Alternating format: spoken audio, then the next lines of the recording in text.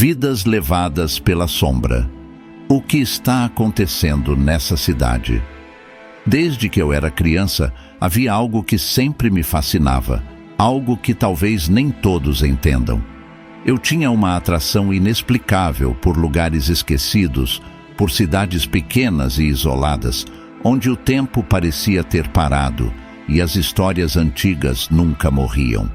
Quando soube que minha tia estava enfrentando problemas de saúde em uma dessas cidades do interior, eu vi a chance de mergulhar nesse mundo misterioso, onde a vida seguia diferente e onde os segredos pareciam se esconder em cada esquina. Foi assim que decidi passar um tempo lá, oferecendo minha ajuda. Mal sabia eu que estava prestes a descobrir algo muito mais sombrio do que eu imaginava. A viagem foi exaustiva, arrastando-se por horas que pareciam intermináveis, enquanto a paisagem passava como um cenário de outro mundo.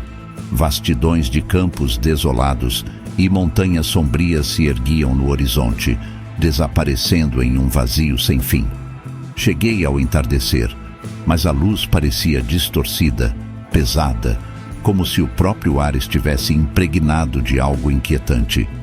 Aquela cidade tinha um peso, uma sensação sufocante de que algo escuro pairava, sempre à espreita, prestes a se revelar.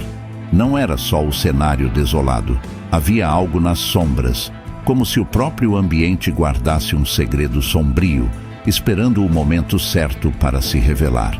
Quando finalmente cheguei na casa da minha tia, ela ficou contente em me ver, mas logo percebi um ar de preocupação.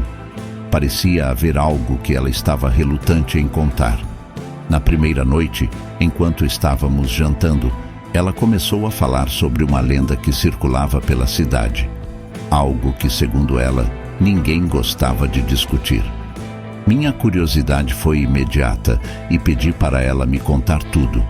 Ela me olhou com seriedade, como se estivesse se preparando para me alertar sobre algo realmente perigoso. Algo que não devia ser tratado como apenas mais uma história de cidade pequena.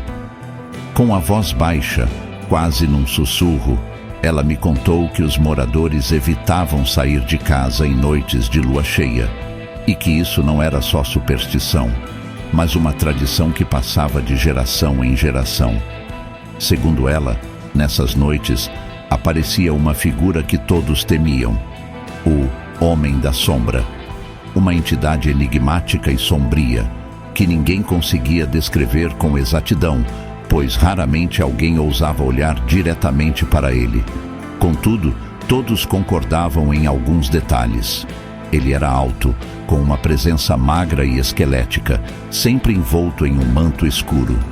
Sua figura era quase sobrenatural, como se ele flutuasse em vez de andar, e um chapéu de abas largas cobria completamente seu rosto, ocultando-o em um manto de sombras que parecia envolver sua existência.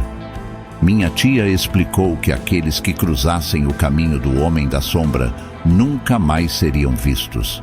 Era como se ele tivesse o poder de absorver qualquer pessoa para dentro de si, sugando-a para algum lugar onde nem mesmo a lembrança de sua existência pudesse ser resgatada. Quem o via era tomado por um frio paralisante, um tipo de terror que fazia o corpo recuar, mas também ficava hipnotizado, sem conseguir desviar o olhar. Aqueles que, por curiosidade ou desespero, olhavam diretamente para ele. Bem, não havia relatos de quem tivesse sobrevivido para contar. A única coisa que se sabia era que, se alguém olhasse nos olhos dele, se é que ele realmente os possuía, esse alguém estaria perdido, como se tivesse selado o próprio destino. Eu dei uma risada, achando tudo aquilo bem divertido, mas a expressão da minha tia continuava séria, e ela acrescentou algo que fez minha espinha gelar.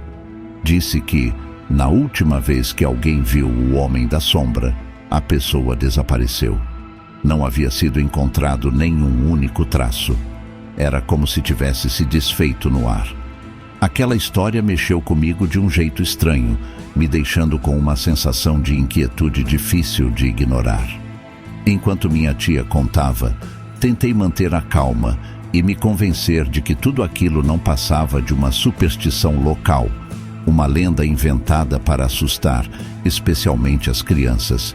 Mas, quando fui para o meu quarto naquela noite, percebi que o incômodo continuava comigo, como se algo tivesse mudado ao meu redor. Fiquei deitado por um tempo, tentando deixar o sono me levar e esquecer as palavras da minha tia. Porém, por volta de meia-noite, um barulho me fez despertar de repente e todo o meu corpo ficou em alerta, como se meu subconsciente já soubesse o que estava por vir. O som era baixo, mas nitidamente real. Passos, lentos e pesados, como se alguém estivesse vagando pelo lado de fora da casa, próximo à janela do meu quarto. O barulho não parava, e cada passo fazia meu coração acelerar. A respiração ficou ofegante, enquanto eu tentava me convencer de que podia ser só o vento ou algum animal passando por ali. Mas a frequência e o peso dos passos eram diferentes, como se fossem intencionais, direcionados ao meu quarto. Minha curiosidade foi maior que o medo, então me aproximei devagar da janela, cada movimento mais hesitante que o anterior. Com cuidado, puxei a cortina e o que vi fez minha mente congelar. Lá estava ele. Uma figura exatamente como minha tia havia descrito. Uma presença que parecia impossível de ser ignorada. Era alto, com uma silhueta magra e quase deformada, coberta por um manto escuro que o envolvia em sombras profundas. O chapéu que usava escondia seu rosto, mas eu sabia que ele estava olhando diretamente para a janela do meu quarto. Mesmo sem ver os olhos, senti o peso de seu olhar sobre mim, como se ele estivesse observando cada movimento meu, aguardando alguma reação. Eu sabia que não devia olhar de volta, que devia fechar a cortina e me afastar, mas era como se ele tivesse algum poder sobre mim, como se uma força invisível me puxasse para encará-lo. Fiquei paralisado, incapaz de desviar o olhar, como se algo naquele ser sombrio tivesse o poder de me prender ali. E quanto mais eu olhava, mais sentia que estava caindo em um abismo, como se estivesse à beira de um precipício sem volta. Aquele olhar, ou a ausência dele, parecia consumir tudo ao redor, me puxando para um vazio indescritível, como se eu estivesse prestes a ser tragado para dentro da escuridão que emanava dele. No dia seguinte, contei para minha tia. Ela ficou pálida e pediu que eu não falasse sobre isso com mais ninguém. Disse que na cidade, as pessoas evitavam falar sobre o Homem da Sombra, pois acreditavam que falar sobre ele era uma forma de atraí-lo. Era como se ele soubesse quando alguém o mencionava. Os dias passaram, e tentei não pensar mais sobre o que havia visto. A cidade, no entanto, parecia cada vez mais estranha. As pessoas eram distantes, e as ruas pareciam cada vez mais desertas ao anoitecer, como se todos se escondessem de algo. Na terceira noite, algo mais perturbador aconteceu. Estava deitado, tentando dormir, quando comecei a ouvir passos do lado de fora da janela. Mas, dessa vez, os passos não eram lentos, eram rápidos e pesados, como se algo estivesse tentando entrar. Fiquei imóvel, esperando, com o coração batendo forte. Ouvi um som de arranhões na parede, perto da janela. Fechei os olhos, tentando me convencer de que aquilo era fruto da minha imaginação, mas os arranhões continuaram. Na manhã seguinte, contei o que havia acontecido, e minha tia decidiu que devíamos procurar alguém que pudesse nos ajudar.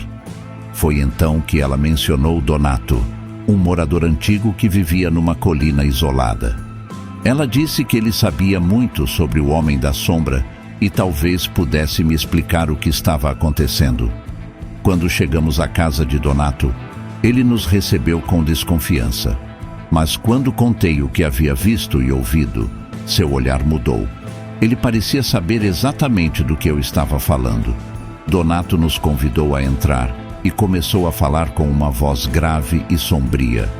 Disse que o Homem da Sombra era uma entidade vingativa, uma maldição que pairava sobre a cidade há séculos. Ele explicou que, para algumas pessoas, o Homem da Sombra era apenas uma lenda, mas para outros era algo bem real.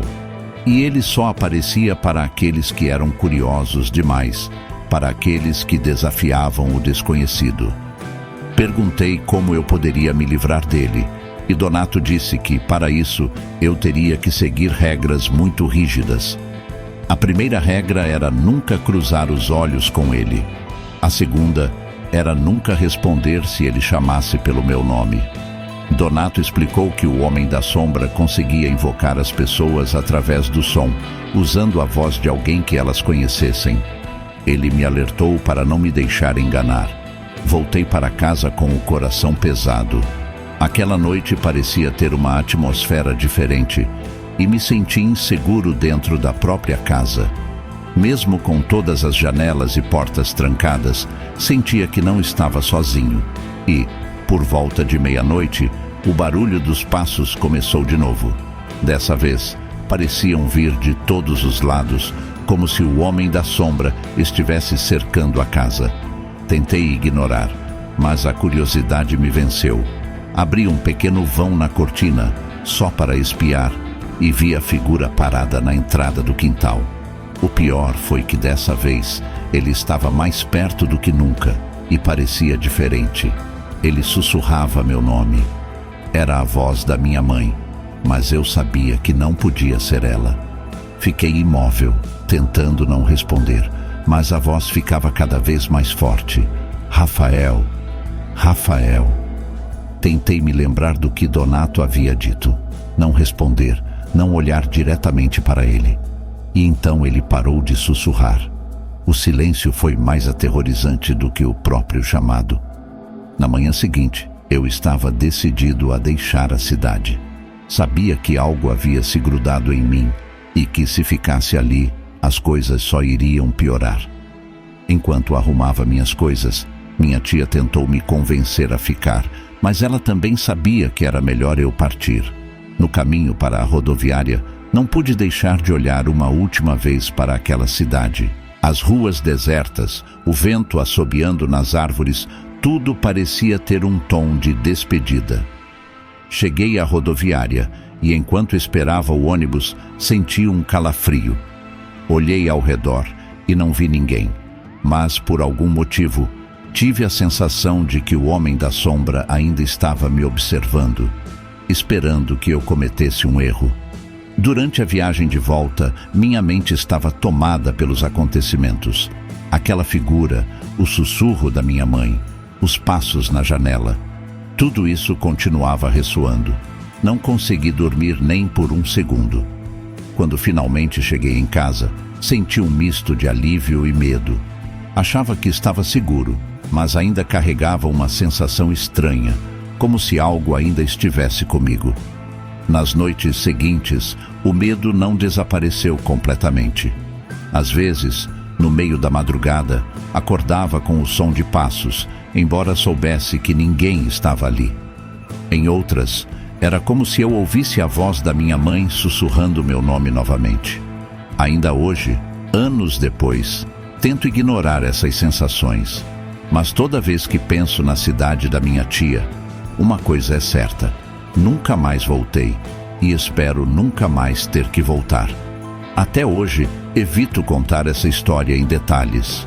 E sempre que alguém me pergunta sobre viagens ou lendas locais, tento desviar o assunto. O que vi e senti naquela cidade deixou uma marca. Não sei se foi algo real, fruto de minha imaginação, ou uma mistura de tudo isso. Mas o que sei é que há forças que não conseguimos explicar, que se escondem na escuridão e esperam por aqueles que são curiosos demais. Essa é a razão pela qual eu nunca olhei para trás. O que há nessas cidades remotas e esquecidas, onde as sombras parecem guardar segredos há muito enterrados? Será que existem realmente entidades espreitando, aguardando aqueles que são curiosos demais? Ou seriam apenas lendas criadas para nos manter afastados de lugares que não compreendemos? Enquanto as respostas permanecem ocultas e o desconhecido nos envolve, Tudo o que podemos fazer é imaginar o que reside nas profundezas dessas histórias. Se você chegou até aqui, obrigado por assistir. Se gostou deste vídeo, deixe seu like e inscreva-se no canal. E se tiver alguma sugestão para o próximo mistério, compartilhe nos comentários abaixo. Até a próxima história que desafia nossa coragem e nos deixa inquietos, como se algo estivesse sempre à espreita.